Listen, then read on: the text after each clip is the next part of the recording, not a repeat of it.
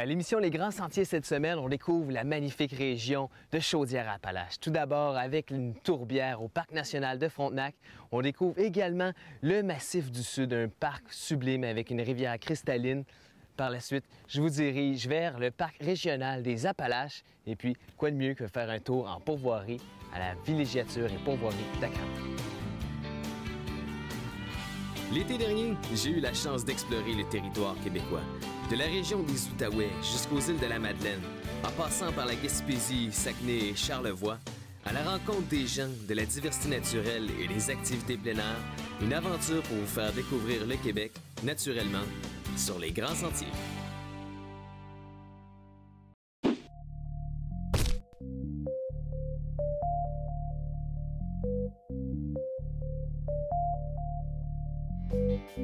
Le Parc national de Frontenac, c'est un endroit exceptionnel pour sa tourbière parce qu'au sud du Québec, comme ça, on n'en retrouve pas beaucoup. Et puis, il y a des orchidées ici qui sont vraiment exceptionnelles. Vous en avez de plusieurs genres. Et puis, une autre chose qui est très intéressante, c'est les activités nautiques qu'on va pouvoir trouver sur le site, comme le canot, le kayak et même du rabasca. Vous avez même des affiches d'interprétation de la nature, mais sur le plan d'eau, donc c'est très intéressant pour ça. Vous avez à peu près une vingtaine de sites de canot camping, 200 sites de camping, 8 chalets et puis un refuge. Les chalets du Parc national de Frontenac peuvent héberger de 2 à 16 personnes. Ils vous offrent des points de vue magnifiques sur le lac, que vous soyez à l'extérieur comme à l'intérieur. Confortablement aménagés, ces chalets sont un plus pour le Parc national de Frontenac.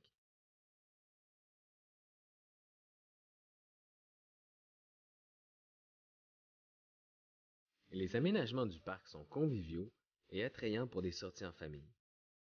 Tous situés à proximité des principaux attraits du parc, comme la Grande Tourbière, là où je me dirige à l'instant pour observer les orchidées.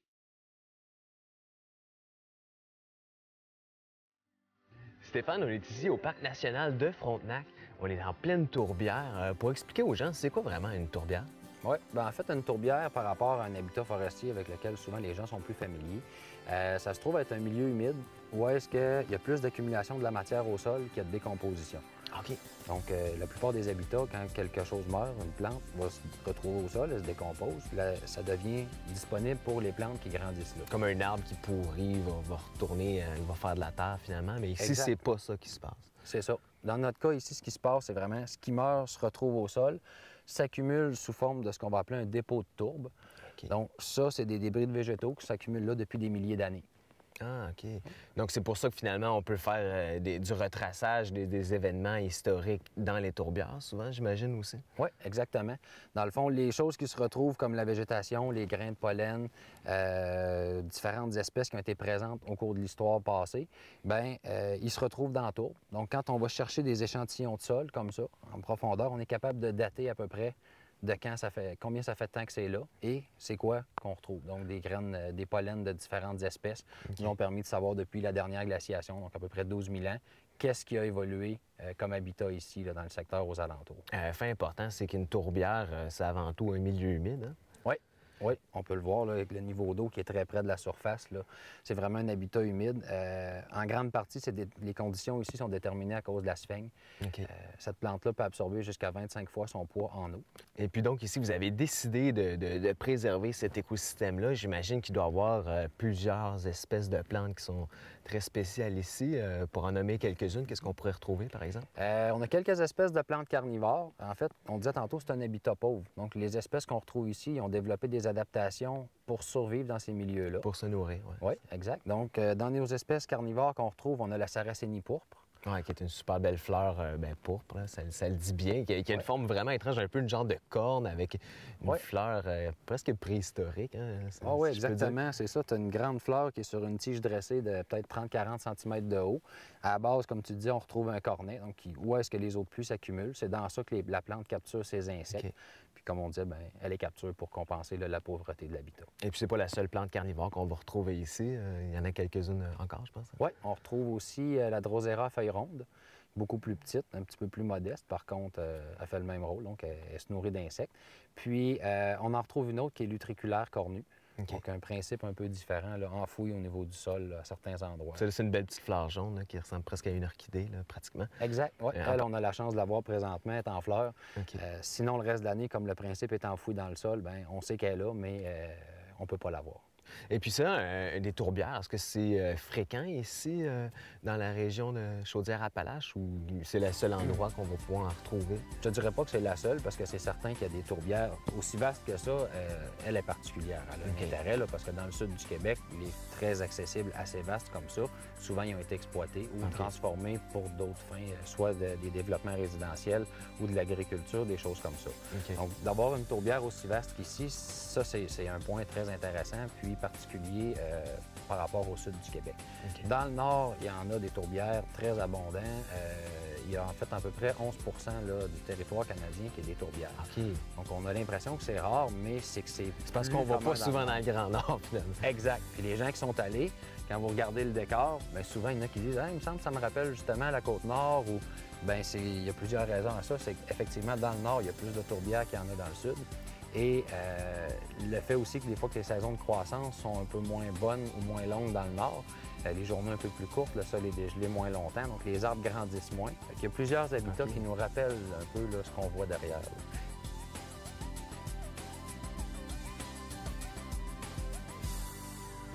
Donc ici, c'est une forêt quand même assez éclairée. Hein? Oui, c'est éclairci. En fait, il y a beaucoup d'épinettes noires ici. Fait que ça prend souvent cette structure-là quand tu as une forêt d'épinettes. Le sous-bois, où est-ce qu'il n'y a pas suffisamment de lumière qui atteint le sol, bien, nos branches vont se dégarnir. Fait que ça éclaircit un peu comme ça. Puis le mélèze, bien, il est présent aussi à travers. Là, on peut voir qu'il n'y a pas juste de l'épinette. Fait que tout à l'heure, quand on parlait de nos espèces, justement, qu'on pouvait retrouver dans le coin de la tourbière, on a quelques-unes là-dessus. Picado noir, on voit quand même assez fréquemment dans le secteur des chicots. Puis notre tétra du Canada, qui est typique des îlots de forêt boréale. À cause de notre tourbière, on a un peu ce genre de forêt-là ici. Le même climat qu'un peu plus au nord. Oui. Donc, c'est beau, il y a vraiment un beau petit rouge sur le pourtour de l'œil. Oui, facile à distinguer là, de la perdrix, là, vraiment avec le sourcil rouge, là, c'est assez marqué. Puis ça, c'est encore moins farouche qu'une perdrix va l'être. C'est dur à croire, là, parce que la perdrix, des fois... perdrix, des fois, c'est vraiment... Oui, l'instinct est presque à zéro, mais lui, il est encore une coche en bas. Là. Les qualités d'observation, quand tu tombes là-dessus, là, on peut se gâter les beaux clichés et tout, parce que souvent, là, ça se sauve pour... C'est plus facile à prendre en photo. Oui.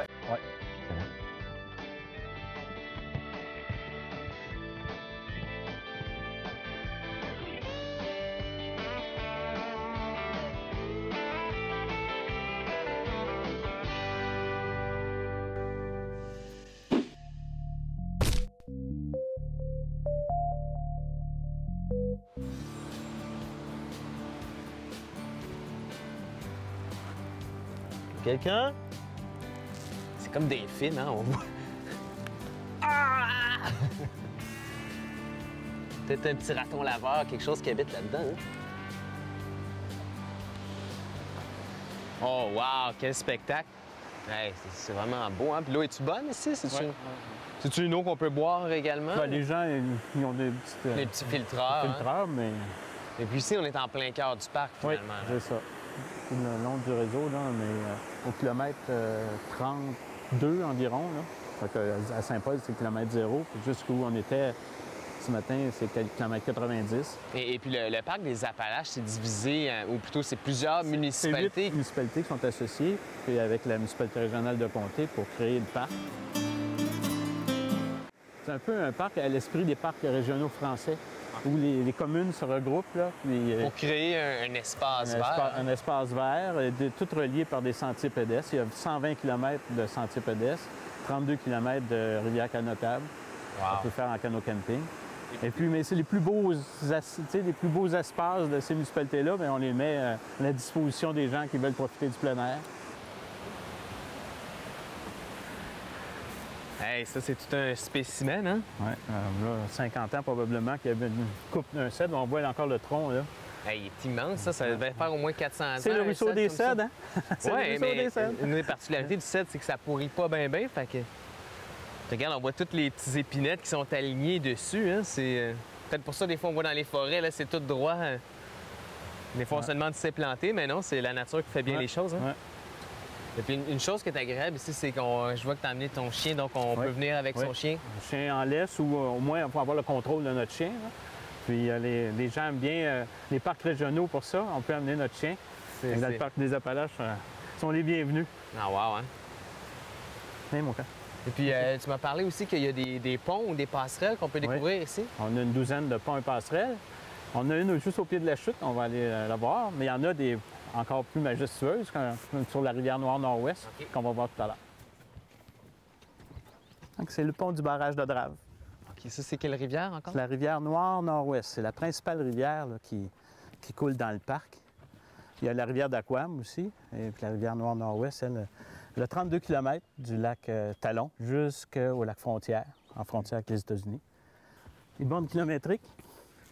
Oui, c'est intéressant. Ça, c'est un bon indice pour nous dire où est-ce qu'on est rendu. C'est ça, il y a 90 km du kilomètre 0 jusqu'à la fin à la rivière d'Aquam.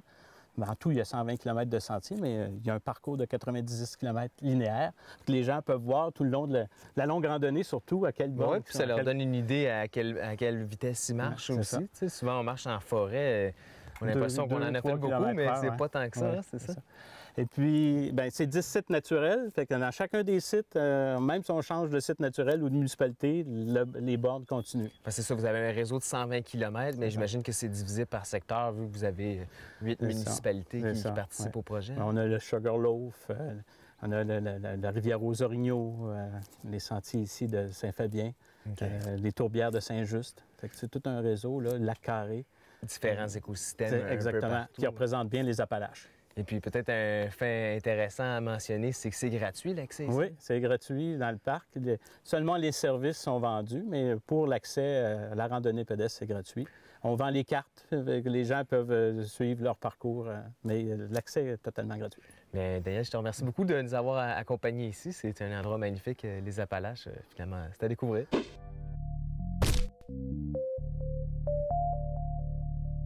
Max, j'ai eu la chance de séjourner ici à Villégiature et Pourvoirie d'Aquam. D'Aquam. Qu'est-ce que ça veut dire, ça, d'Aquam? Ça veut dire en amérindien « rivière qui porte beaucoup d'eau ». Et donc, on peut la voir devant nous, cette rivière-là. Et puis, vous avez plusieurs activités qu'on peut pratiquer ici? Effectivement. Si on commence par les activités estivales, nous avons de l'équitation, nous avons du kayak de rivière, nous avons du vélo de montagne, nous avons des sentiers pédestres, nous avons une piscine chauffée à 30 degrés, un jacuzzi à 39 Celsius, nous avons de la massothérapie, un terrain de volley-ball, donc beaucoup d'activités estivales. Et donc ça, c'est le côté villégiature, hein? Mais oui, si on parle un peu plus côté pourvoirie, par exemple? Pourvoirie, bien là, ça va à l'automne. Donc là, on va embarquer avec les activités de chasse au petit gibier, chasse au cerf, à l'orignal. Donc ça, c'est les côtés pourvoirie. Puis après ça, nous avons le côté hivernal où là, on retombe sur des activités de plein air avec évidemment l'activité reine qui est le traîneau à chien, la ligne de trapage avec le trappeur, la pêche sur la glace, une mini-glissade aussi pour les enfants, puis il y a aussi le jacuzzi. Donc, quel genre d'expérience les gens ils vont vivre ici quand ils viennent? Bien, dans le fond, c'est une expérience nature avec multi-activités, avec de l'hébergement 4 étoiles en chalet. J'ai 7 chalets.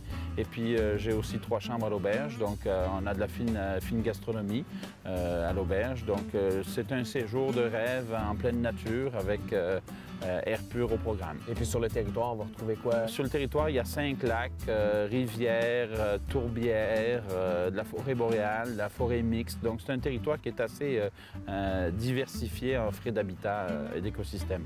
Et puis, il y a une activité assez intéressante, je pense, qui nous attend, le safari photo. Effectivement, safari photo, ça, c'est une activité que j'ai mis en place il y a à peu près une douzaine d'années. Et ça permet aux gens, en 2 heures, 2 heures et demie, d'avoir vraiment un bon aperçu du biotope, de l'habitat, de l'histoire de la région, de la faune. En même temps, on va voir la frontière canado-américaine. On va visiter une tourbière. Donc, 2 heures d'interprétation avec au programme animaux, plantes et tout ce qu'on veut. Excellent. Bon, bien, on va faire un tour? On part. Et puis là, qu'est-ce qui va nous attendre pour les prochains endroits? Donc, quand on fait un safari photo, étant donné qu'ici, on est en forêt mixte, en forêt boréale, notre champ visuel est restreint. Il faut observer d'un champ panoramique faut faire un champ visuel panoramique et chercher des taches de couleurs. Alors les couleurs qu'on cherche sont le noir, ça pourrait être un orignal ou un ours, sont le brun, un ours, un orignal ou un chevreuil, ou le beige et le roux, qui pourrait être un chevreuil, un renard, un coyote. Donc, on cherche des teintes dans ces couleurs-là, et quand on voit une teinte dans cette couleur-là, dans la verdure, bien là, on s'arrête, on observe, et à 50% du temps, c'est un animal qui est plus ou moins dissimulé par le feuillage. Ah, excellent. Donc, il faut vraiment ouvrir l'œil et chercher des taches de couleur. Et on va aller voir la saline. Okay. Donc, c'est étrange, hein, ça? C'est donc rouge? ici, ça, c'est une souche d'un mélèze.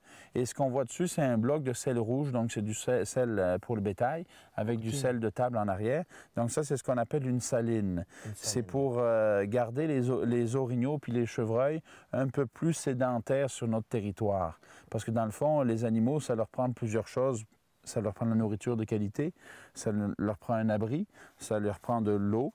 Puis ça prend des sels minéraux. Parce que dans la nature, il n'y a pas beaucoup de sels minéraux. C'est rare qu'on trouve du sel à part sur le bord de la mer. Donc, s'ils ont tous les éléments sur un territoire, ben ils vont rester assez sédentaires dans ce territoire. Ils vont faire leur territoire, puis ils vont tourner. Tandis que s'il manque un élément, ben ils vont avoir un grand territoire, ils vont aller chercher ce qui manque dans un endroit où ça se trouve. Là. Donc, un peu comme on met des fois des pommes pour les chevreuils, c'est un peu le même principe, finalement? Ben, dans le fond, la pomme, c'est un peu une gâterie. Là. Donc, c'est sûr, c'est pour l'attirer à un endroit précis, ça, c'est plus une essentiel. Mais ça, c'est essentiel pour lui. Là. Okay. Donc là, on va aller voir la frontière entre le Canada et les États-Unis avec une des bornes. Ça, des bornes comme ça, il y en a à tant de kilomètres? Ou... Tous les 1000 sur la partie terrestre. Donc ici, on est sur une borne qui matérialise la frontière. Cette borne, c'est la borne 284, c'est marqué ici, et elle a été rénovée en 1991. Okay? C'est la plus longue frontière non gardée du monde. Il y a 8891 km de frontière. C'est presque 9000 km. Okay? Ouais, ça en fait de la frontière. Pourquoi 9000 km? Parce que de la côte est qui se trouve par là, à la côte ouest, du côté de Vancouver, il y a presque 6000 km. Puis il y a l'Alaska aussi. Et l'Alaska et le Yukon qui nous en rajoutent presque 3000 km. Pour un grand total d'à peu près, à 100 km près, 9000 km. Des bornes, il y en a 5525. Donc ça, c'est une des bornes. Et les bornes sont espacées tous les 1000. Je pensais pas qu'on voyagerait comme ça, mais on est rendu aux États-Unis.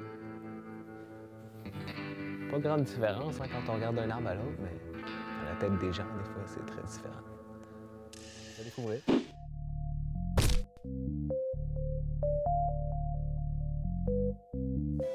Et voilà, c'est donc ici le Massif du Sud. C'est ici qu'on découvre les Appalaches. Bonjour Philippe. Bonjour Charles. Ça va bien? Très bien, toi?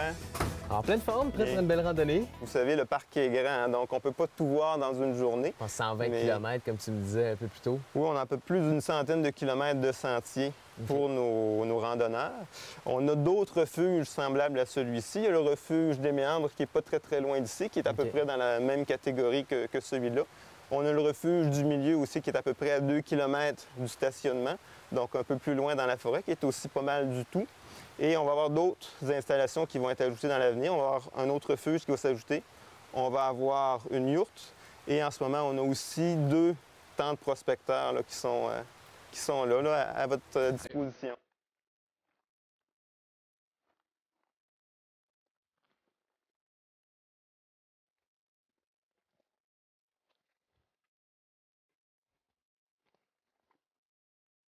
Philippe, c'est quoi juste les abris sous roche? Alors, tu vois, Charles, un abri sous roche, c'est un abri qui s'est formé naturellement par l'empilement de gros blocs de pierre, les uns sur les autres, suite à un éboulis. OK. Et puis ça, il y en a plusieurs ou... Oui, il y en a quelques-uns dans le sentier. Tu vas voir, c'est quelque chose de vraiment fameux. Je pense que tu vas adorer. Excellent.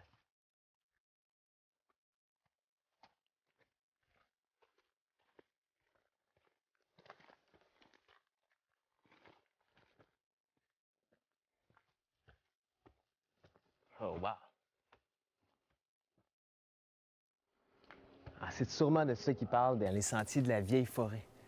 Ça, c'est un bouleau jaune. C'est un bouleau qui est sûrement plus que bicentenaire. probablement un des vénérables de la forêt. Une des particularités du bouleau jaune, c'est qu'en fait, à l'époque de la drave, là, le bouleau jaune, ça flotte pas. Donc, il les coupait pas et puis c'est pour ça qu'on en retrouve autant dans la région. Hey Charles, on est presque arrivé au premier abri sous roche. OK, j'arrive.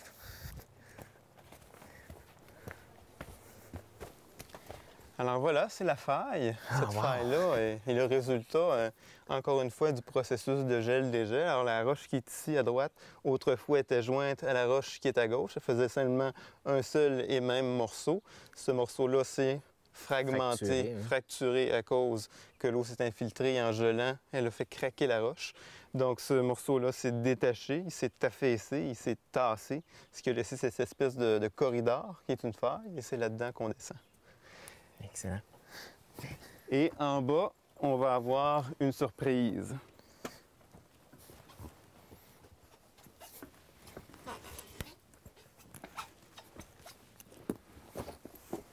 Hey, c'est vraiment beau ici, hein? Oui, hein? C'est un décor assez particulier. On se croirait quasiment comme dans le Seigneur des Anneaux quand il se promène dans les grandes terres. Là. Ah! La grotte de Gollum. Oui, la grotte de Gollum. On a ici un troisième abri sous roche. Et il y a quelque chose d'un peu particulier dans cet abri sous roche-là. Il y a une petite mousse qui pousse dans cet endroit-là. Une mousse qui a une adaptation qui lui permet de se développer, de croître dans les endroits où la luminosité est très faible, dans les endroits très sombres. Okay. Et cette adaptation-là lui donne une particularité. Ces cellules sont en forme sphérique, ce qui lui permet de capter, de concentrer la lumière, mais ce qui fait aussi en sorte que cette mousse-là va refléter cette lumière-là qui est concentrée. Donc, mais pour le voir, il faut vraiment se mettre là, dans le bon angle, parce que si on n'est pas dans le bon angle, on ne le verra pas, mais si on se place exactement au bon endroit, on va voir cette mousse-là. De tout ça. On va voir cette mousse-là qui va luire d'une lumière là, vert fluo.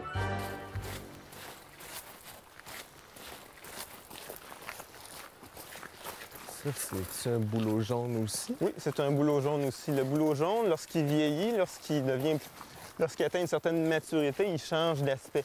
Okay. Donc, quand il est jeune, il va faire une écorce qui va se détacher. Doré, hein? C'est une écorce presque or. Hein? C'est ça. C'est la raison pour laquelle, d'ailleurs, on l'appelle le bouleau jaune, à cause de cette couleur-là qui est caractéristique. Mais en même temps, c'est un critère qui peut être un peu trompeur, comme je voulais te l'expliquer, parce que ce tronc-là, lorsqu'il élargit, l'écorce va changer d'aspect, elle va prendre une texture beaucoup plus craquelée. Un peu comme proche de celle de l'érable, par exemple? Très bon exemple, oui, comme celle de l'érable. Quand on parle de vieilles forêts, dans le fond, y a-tu quelque chose de particulier à part des vieux arbres? Y a-tu quelque chose qui est plus spécial? Bien, c'est un milieu qui est beaucoup plus, comment on pourrait dire... Riche ou...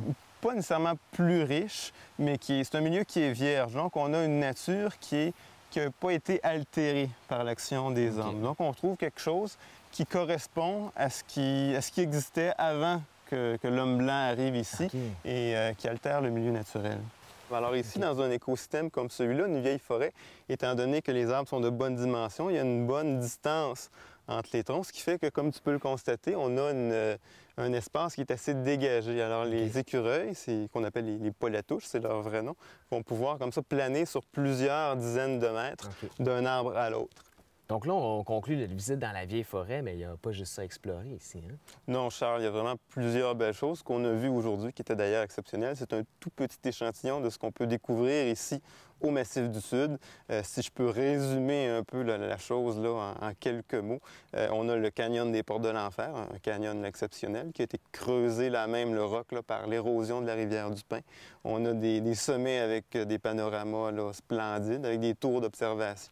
Le sentier des Passerelles, un sentier qui longe la rivière du Milieu là, avec des belles rivières puis des belles cascades. Des beaux cristalline, hein, l'eau est absolument magnifique. Là, elle est bonne à boire en plus. On peut même la boire tellement elle est pure. C'est de l'eau de source, Charles. C'est dire à quel point cette eau-là là, est exceptionnelle. Et puis, donc, ça vous fait une centaine de kilomètres, mais il y a aussi des gens qui peuvent venir en vélo également ici aussi? Oui, donc comme tu le mentionnes, on a plus d'une centaine de kilomètres de sentiers pour nos randonneurs. Et là-dessus, il y en a à peu près une trentaine qui sont aussi accessibles au vélo. Donc, c'est des sentiers qui sont assez larges, qui sont gravelés, Et donc, ces sentiers-là nous permettent d'accéder aux 2 sommets les plus élevés ici au Massif du Sud, le Mont-Saint-Magloire et le Mont du Midi. Excellent. Bien, je te remercie beaucoup de nous avoir fait visiter le parc Massif du Sud. C'est un endroit exceptionnel. Bien, ça m'a fait extrêmement plaisir, Charles. Et merci à nos centenaires de tenir le coup. Lâchez pas, les gars. La région Chaudière-Appalaches, c'est un endroit sublime. On a des forêts centenaires, des montagnes, des rivières. L'air est pur, c'est tout juste au sud de Québec. C'est la Beauce, Bellechasse, c'est tout près des frontières américaines. Il y a une tourbière magnifique en plus au Parc national de Frontenac avec des orchidées. La nature, là, elle fait du bien ici.